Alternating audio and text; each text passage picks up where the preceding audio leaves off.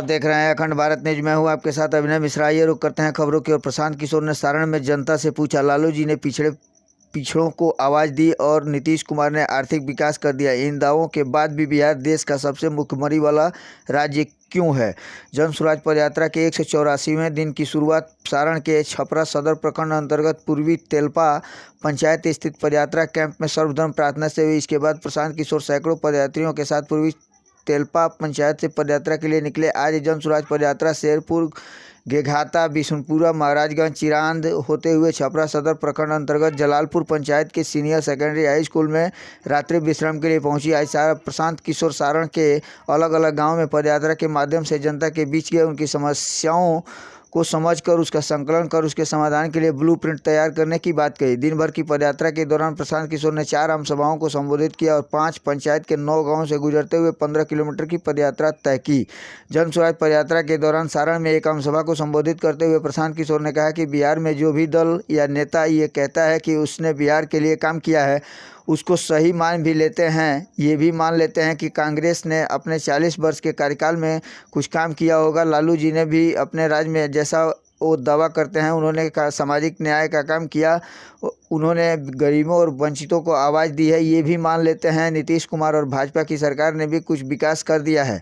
अगर इन सब बातों को मान लेते हैं कि ये सब बात ठीक है, फिर भी आज सच्चाई यही है कि बिहार आज भी देश का सबसे गरीब और सबसे पिछड़ा राज्य है। कोई भी आम आदमी इस बात को बता सकता है कि पिछले 40-50 सालों से बिहार जिस रास्ते पर चल रहा है उसमें से बिहार को आगे नहीं बढ़ाया जा सकता। बिहार के पूर्वजों पूरे देश पर राज किया है, लेकिन आज बिहार के लड़कों को पढ़ाई और मजदूरी के लिए दूसरे राज्यों में गाली खानी पड़ती है। प्रशांत किशोर जन स्वराज पदयात्रा के दौरान सारण में एक आम सभा को संबोधित करते हुए प्रशांत किशोर ने कहा कि बिहार के लड़के पढ़ने और मजदूरी के लिए दूसरे राज्यों में जाते हैं, वहां उनको बिहारी कहकर संबोधित किया जाता है। कोई कहता है कि बिहारी मतलब बेवकूफ़, कोई उनको तमिलनाडु में थप्पड़ मार देता है और कोई महाराष्ट्र में मार देता है। ये हमारी और हमारे बच्चों की दुर्दशा है।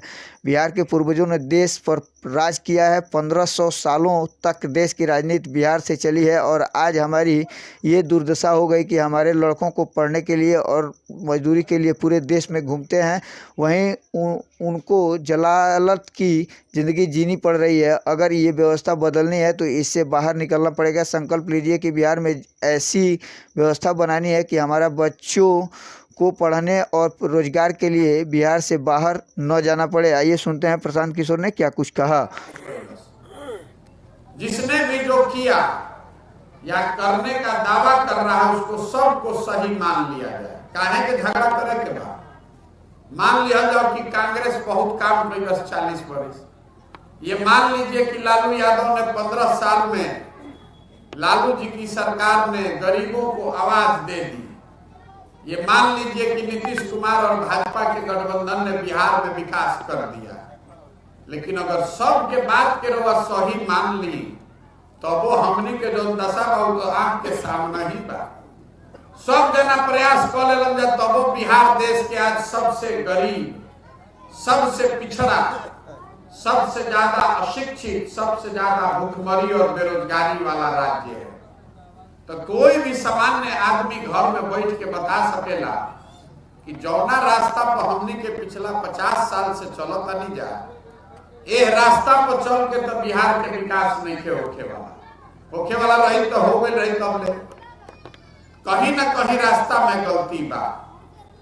तो काहे इतना गरीबी बा पहले समझी रहो। नारा ये काहे लगवावत नहीं। देखिए बिहार से हमनी के लड़का जाता सब बाहर पढ़े, कुछ आदमी जाता मजदूरी करे। जहां बिहार के आदमी जाता वो आदमी कहता बिहारी मतलब बेवकूफ, बिहारी मतलब अनपढ़। कोई तमिलनाडु में 2 थप्पड़ मार देलस, कोई महाराष्ट्र में मरलस, कोई गुजरात में मरलस। ये हमनी के जो दुर्दशा बा, हम लोग के पूर्वजों ने इस देश पर राज किया है। 1500 साल तक देश की राजनीति बिहार से चली है और आज हमनी के दुर्दशा देखी।